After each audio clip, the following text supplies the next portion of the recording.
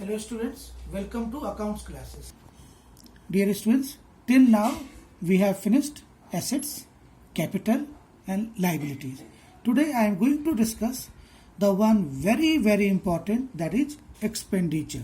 अब बेटा देखो liability का मतलब क्या था, amount owed to outsiders. अब expenditure क्या है, definition देखो बेटा, expenditure is the amount spent or liability incurred for acquiring assets, goods और सर्विसेज. तो बेटा इसके अंदर तीन चीज थी, amount spent, liability incurred for which, for acquiring assets. Assets क्या हो गया बेटा, non current assets, goods current assets और services electricity bill. That means expenditure is a bigger term. अब बेटा अगर मैं बेसिकली इसका एग्जाम्पल दूं, बताऊं तो expenditure, there are three types of expenditure.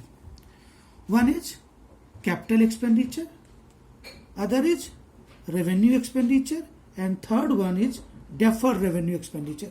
तो आपने देखा होगा बेटा पहला, दूसरा, तीसरा, capital expenditure, revenue expenditure and third deferred revenue expenditure. Now dear students, I will explain one by one. Now one question arises, what is capital expenditure?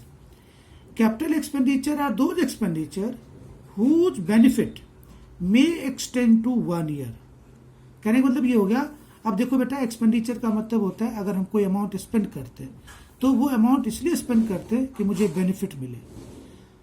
अगर benefit 1 साल से ज्यादा, मतलब जिस ईयर मैंने खर्चा किया उस साल बेनिफिट ना मिले लेकिन आगे आने वाले टाइम में मुझे बेनिफिट रेगुलर मिलता रहे, उसको हम लोग बोलते हैं capital expenditure.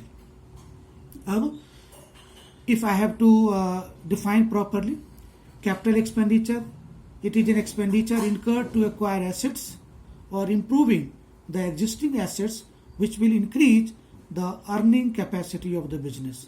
That means that will give benefits of enduring nature to the business.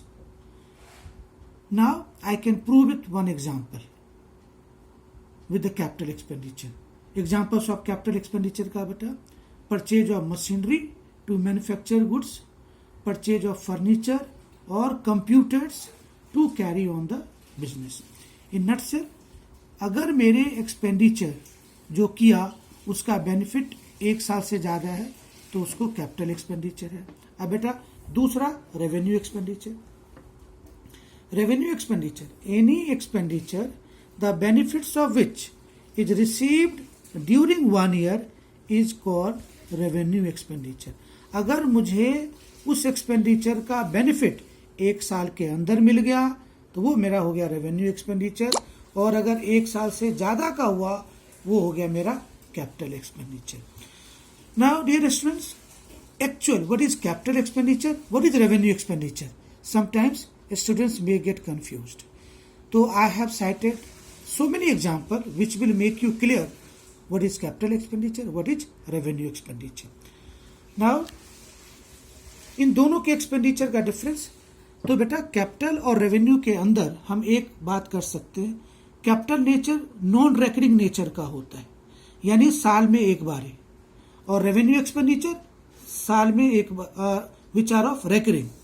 अगर नॉन रेकरिंग है कैपिटल, रेकरिंग है रेवेन्यू. अब बेटा एक एग्जांपल देखो, आपने कोई कार खरीदी, वो कैपिटल एक्सपेंडिचर है, और उस कार में मैंने पेट्रोल भरवाई, वो रेवेन्यू एक्सपेंडिचर है. यानी कार आप एक बार खरीदते हो, पेट्रोल जब जब यूज करोगे, तो ये नॉन रेकरिंग, ये recurring. Washing machine one time expenditure तो कैपिटल एक्सपेंडिचर, और उसमें बेटा सर्फ एक्सेल यूज करते हो वो मेरा रेवेन्यू एक्सपेंडिचर है. एसी कैपिटल एक्सपेंडिचर, उसका electricity bill revenue expenditure. Shoes capital expenditure, उसका जो हम पॉलिश करते हैं ये मेरा रेवेन्यू एक्सपेंडिचर है. So dear students, this was the very important concept of capital expenditure and revenue expenditure. And third one is deferred revenue expenditure. अब बेटा क्या होगा, deferred revenue expenditure are such expenditure which are neither capital expenditure nor revenue expenditure. तो इसका मतलब क्या हो गया बेटा, whose benefit exceeds 1 year but not capital expenditure.